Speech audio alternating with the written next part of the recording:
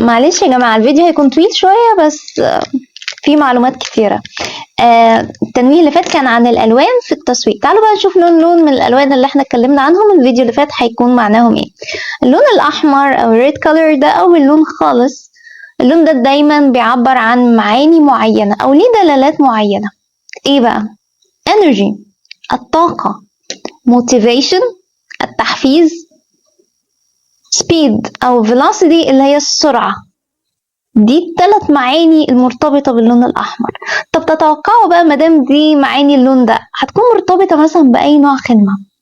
الخدمة اللي هي بتكون محتاجة حاجتين مع بعض، إنه شخص يبقى highly motivated أو العامل أو الموظف يكون متحفز درجة كبيرة جدا، وفي نفس الوقت تكون بتحتاج سرعة عالية قوي في خدمة العملاء.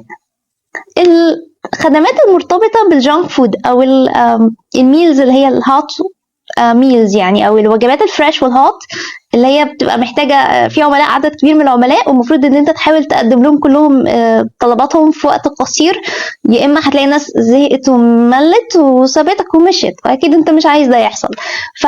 اللون الأحمر دايما بيستخدم في الخدمات اللي من النوع ده عشان تحفز العاملين على إن هم يبقوا عندهم سرعة أداء.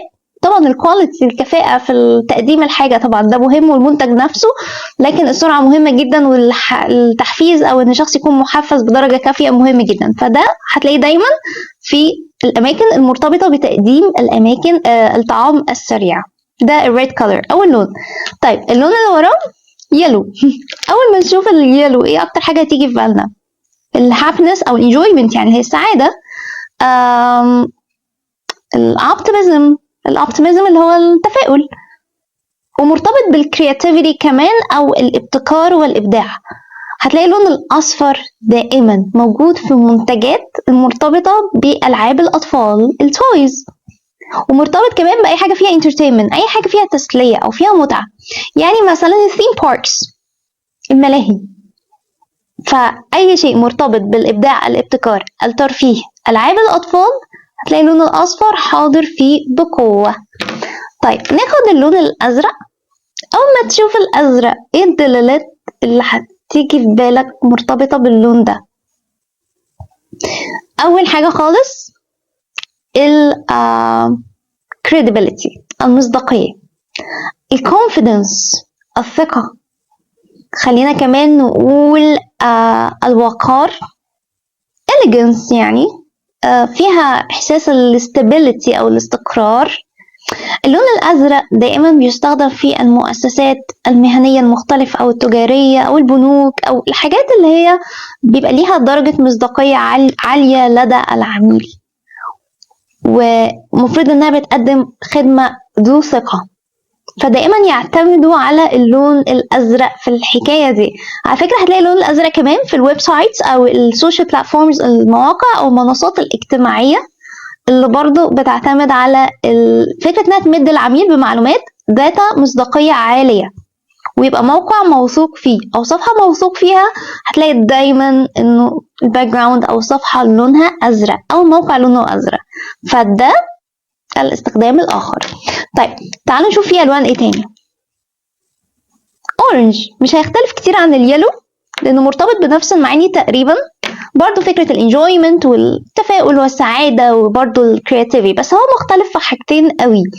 اللون الأورنج من أكثر الألوان الجاذبة للأعين، يعني دايما يقولك لو جبت مثلا طبق فاكهة كبير وحطيت أنواع مختلفة من الفاكهة وحطيت برتقال في النص وانت واقف بعيد شوية، أول لون أو أول فاكهة هتشد عينك أو تجذب عينك هي البرتقال عشان لونها أورنج. فلما بيحب يميز منتج في ستور كبير فيه منتجات كتيرة، ممكن يحط لك ان الباكج او كده يبقى لونه اورنج، عشان لو عايز ان انت تهتم بيه وتتجه اليه قبل اي حاجة تانية. يعني مثلا عايز انك تشتريه يشد العملاء اتجاهه، هتلاقي حاطته لك لونه مرتبط بلون اورنج يعني. وعلى فكرة اللون الاورنج بيتقال انه مرتبط كمان بالمنتجات اللي هي سعرها مش اكسبانسيف، مش غالية او افوردبل، يعني يسهل شرائها أو يمكن أن يتحمل تكاليفها عدد كبير من الناس مقارنة بالمنتجات الأخرى. فالأورنج كمان بيعبر عن النوع ده من المنتجات. طيب الأخضر بدرجاته nature الطبيعة، مرتبط بمنتجات معينة، زي مثلا أي حاجة ليها علاقة بالهيربس مثلا اللي هي الحاجات العشبية الأعشاب، هتلاقيه مرتبط كمان بالمنتجات اللي بيسموها green products. green products اللي هي المنتجات اللي هي ملهاش negative impact أو تأثير سلبي أو على البيئة الانفايرمنت، أو تأثيرها بسيط جدا، وبيشجعوا العملاء دايما ان هم يشتروها. او الاورجانيك فود مثلا اللي مفيهوش كيميكالز، او اللي هي الطعام اللي هو يعني العضوي اللي هو مفيهوش الحاجات الكيميكالز ويبقى ناتشرال. فهتلاقي دايما المنتجات دي هي المرتبطة باللون الأخضر، اللي هي ليها علاقة بالصحة والطبيعة والمنتجات التي تحافظ على البيئة، هذا فيما يتعلق باللون الأخضر. طيب نيجي على اللون الأبيض، يا ترى ايه المعاني المرتبطة بيه؟ water، صح؟ المية لونها أبيض، يعني مرتبط دايما بالpurity النقاء، cleanliness النظافة. ممكن يكون مرتبط بمعاني ايه تاني غير كده. عامة خلينا نقول الأول ان هو اللون الأبيض دائما بيستخدم في الادز، في الإعلانات، الادفيرتايزمنتس. فتلاقي الباك جراوند او خلفيه الاعلان دايما يحط لك لون ابيض، مش كل الاعلانات طبعا بس كتير من الاعلانات، لسببين. او خلينا نقول كمان ان هو مرتبط بالسمبلاسيتي، البساطه. فهو عايز الاعلان يبقى سامبل بالنسبه لك، ما يعملش irritation يعني، او يبقى irritable your eyes، يعني ما يبقاش مزعج لعينيك، لان ساعات لما يبقى مستخدمين الوان شايني قوي او جامده زي الريد او الاورنج، ممكن العين تتعب شويه اثناء مشاهده الاعلان. وكمان مش عايزين يحصل distraction، انا عايزاك تركز في الرساله الاعلانيه، مش تقعد تركز في الصوره والرسومات والالوان.